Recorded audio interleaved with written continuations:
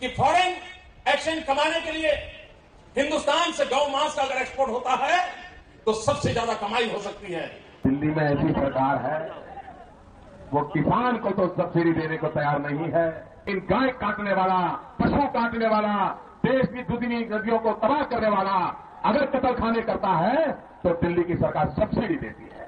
दोस्तों, आज की ये वीडियो बजरंग दल वालों के लिए है, विश्व हिंदू परिषद वालों के लिए। मैं चाहती हूँ आज की ये वीडियो सबसे ज्यादा यही लोग देखें और इस बात को जान लें कि मोदी जी की तीसरी बार प्रधानमंत्री बनाने में गौ मांस का कारोबार करने वाली कंपनियों का बहुत बड़ा योगदान है। जी हाँ, सुन लो, मैं ये झूठ नहीं कह रही बल्कि सबूतों के साथ इस बात को रखने वाली हूँ। जो भारतीय जनता पार्टी गाय के नाम पर पूरी की पूरी पॉलिटिक्स करती है और चुनाव भी जीतती है, और जो भाजपा के दम पर, उसके नैरेटिव के दम पर तमाम हिंदू संगठन वाले देश में आतंक फैलाते हैं, गुंडागर्दी करते हैं, मॉब लिंचिंग करते हैं, कभी भी कहीं भी किसी को भी मौत के घाट उतार देते हैं। जान लेना चाहिए कि सरकार कितनी बड़ी दोगली है, कैसा मुखौटा उसने पहना हुआ है। उनके खिलाफ राजनीति करती है, उन्हीं से पैसा ऐंठती है और चुनावी प्रचार में लगाती है और चुनाव जीतती भी है।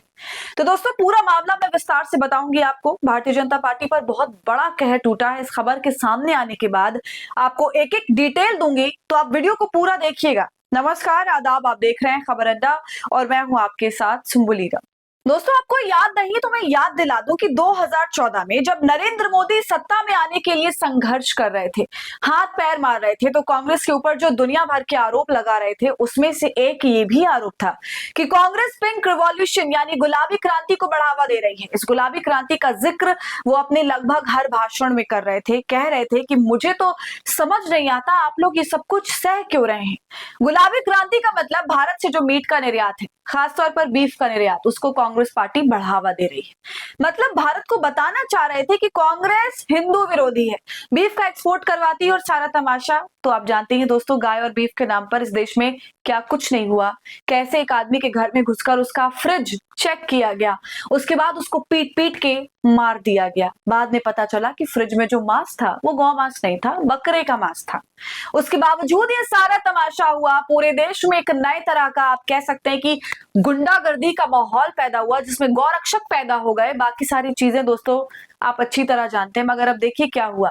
गौमांस के ऊपर जितनी गंदी राजनीति हो सकती है उतनी गंदी राजनीति करने के बाद बीजेपी का सच दोस्तों सामने आया है। ऐसे हर बार आता है, लेकिन इस बार कुछ ज्यादा ही खुल के सामने आया है सच, ताकि जितने भी अंधभक्त बैठे हैं उनकी आंखें खुल जाएं। जितने भी गुंडे बैठे हैं जो खुद को गौरक्षक बताते हैं, उनकी आंखें खुल जाएं कि जिसकी पार्टी के तले तुम धूम मचाते हो, देख लो उसकी असलियत। अब स्क्रॉल की एक रिपोर्ट पढ़ने के बाद दोस्तों ऐसा लग रहा है कि ये सारा माहौल जो है इसलिए ही बनाया गया था ताकि बीफ कारोबारियों से, बीफ एक्सपोर्टर से चंदा वसूला जा सके। आप देखिए कि उस दौर में वो भाषण दे रहे थे, पूरे ग्रामीण इलाकों में हमारे पशुओं का वध हो रहा है वगैरह वगैरह, सारा तमाशा कर रहे थे। उन्होंने पिंक रिवॉल्यूशन का नारा लगाया है और ये भारत सरकार को लगता है कि फॉरेन एक्सचेंज कमाने के लिए हिंदुस्तान से गौ मांस का अगर एक्सपोर्ट होता है तो सबसे ज्यादा कमाई हो सकती है। और इसलिए भारत सरकार अधिकृत रूप से गौ मांस एक्सपोर्ट करने के लिए 50 करोड़ रुपए तक की सब्सिडी, ये दिल्ली में ऐसी सरकार है वो किसान को तो सब्सिडी देने को तैयार नहीं है।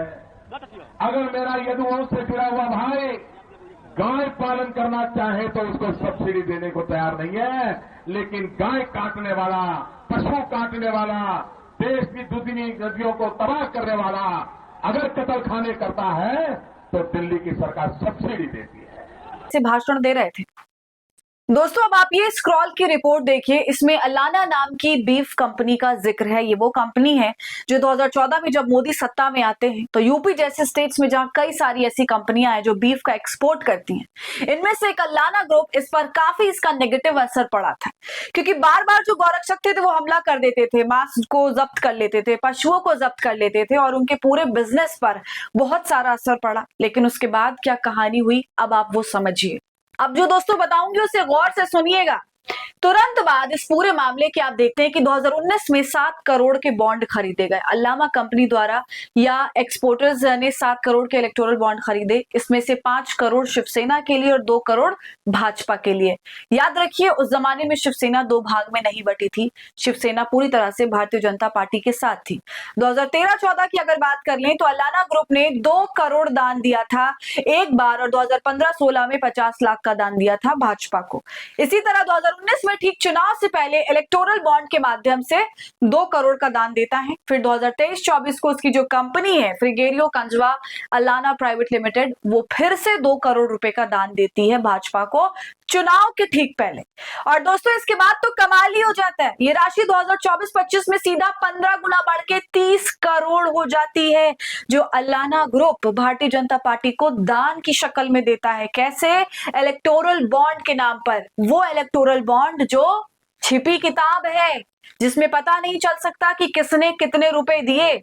दोस्तों, इसमें अल्लाना ग्रुप के 4 अलग अलग कंपनियां शामिल हैं। तो इन तमाम फैक्ट्स और बातों से आपको अब तो ये समझ आ गया होगा कि जो कुछ भी नेता लोग बोलते हैं वो राजनीति होती है, उनका पर्सनल बिलीफ कुछ नहीं है, जैसा वो दिखाते हैं सब खोखला है।